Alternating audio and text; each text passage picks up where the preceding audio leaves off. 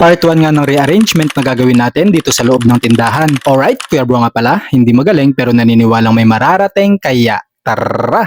Simulan na natin. Dahil natanggal na nga kahapon yung pinto dito, kaya itong mga stocks naman namin ng mineral yung inalis ko. Nilipat ko nga muna sa sala yung mga yan para mabakante na sa side na to. Dito kasi natin ilalagay yung isang estante na galing doon sa kabilang side para nga paglagyan ng ibang paninda. Yung estanting puti na nabili natin na 1,300 pesos yung ilalagay natin dito. 5 layers nga pala yon kaya marami na ring items yung malalagay natin doon. Nung malinis na nga sa side na to, binuhat na nga namin ni Tata yung estante papunta dito. Makapal nga yung alikabok neto kaya lilinisin ko muna to bago nga natin lagyan ng mga bagong paninda o produkto. At eto, school supplies nga yung nilagay ko dito. Naisip ko kasi na hindi naman ito araw-araw na bibili kaya dito na lang sa medyo tago siya ilalagay. Tsaka meron naman tayong signage sa labas at nakasulat ang school supplies available here kaya alam naman ng tao na meron tayong ganitong paninda. Eto nga yung itsura ngayon dito. Yung mga puting estante na yan na nakikita ninyo, pagtatabi-tabihin nga natin yan para maganda tingnan. Bali 3 estante na nga yan na may tig 5 layer na siya namang lalagyan natin ng mga items na medyo matimbang. Dito sa dining area naman, masakit man sa paningin pero eto nga yung mga dapat pa nating ayusin. Dito naman tayo sa right side. Tulad ng nabanggit ko, pagtatabi-tabihin nga natin itong mga estante na puti para pare-pareho ang maging itsura niya. Plano kasi namin na itong buong side na to, iisang itsura lang ng estante yung ilalagay. Sa ngayon, meron na tayong 3 at kulang na lang tayo ng 2. Wala pa tayong budget para makabili ulit, kaya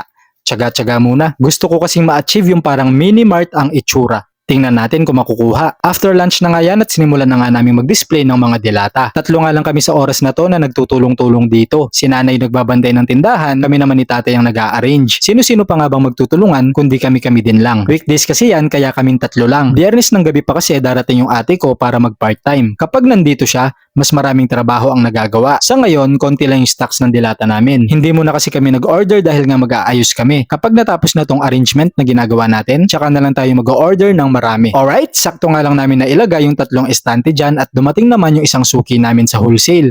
Si Ate Nida. Siya nga pala yung isa sa customer namin na malakas mamili dito sa amin. Pagdating nga niya, nagulat siya dahil ang laki na daw ng pinagbago ng tindahan. Tama nga naman, pero sa totoo lang, kahit ako, nagulat din dahil nga lumuwag. Kung tutuusin, tama lang yung pagkakaayos namin ng mga estante, kaya lumuwang at umaliwalas. Humingi na nga lang din ako ng pasensya sa kanya dahil nga sa magulo. Sa totoo lang, nag-rearrange lang naman kami, pero ang dating, para kami nag-renovate.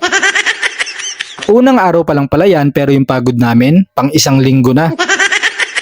Pagkatapos nga mag-wholesale ni Ate Nida, back to work ulit tayo dito. Ayan nga si nanay na nag-aayos ng mga paninda naming kape. Sa ngayon, ito nga yung sitwasyon dito. Tingin ko, marami-rami na rin naman tayong natapos pero mas marami pa ang tatapusin at dapat gawin. Marami pang ang kalat pero tulad ng lagi ko sinasabi, para saan pat matatapos din. Meron pang bukas kaya sana, samahan nyo pa rin kami. Muli, ito si Kuya Bro. Hindi magaling pero naniniwalang may mararating kaya. Hanggang sa uulitin.